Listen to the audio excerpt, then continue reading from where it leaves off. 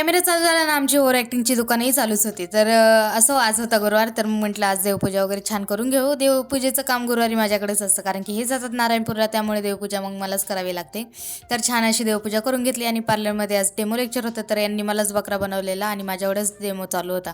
तर दादूही स्कूलमधून आलेला आणि आल्यावर त्याला आहे ना पहिल्यांदा अभ्यास करायचा असतो, कारण की घरी गेल्यावर खेळायचं असतं त्याला.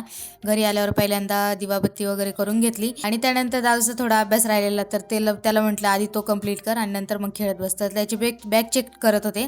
तर आज काय अबॅकसचं लेक्चर नव्हतं, तरी पण आहे ना हे अबॅकसचं टूल्स तो घेऊन गेलेला. तर त्याला म्हटलं कशाला, तर मग तो खेळायला. तर आहे ना असं अभ्यासाच्या गोष्टी खेळायला घेत असतो तो. त्याला म्हटलं घेऊन नाही जायचं बाळा, खराब होतं ते.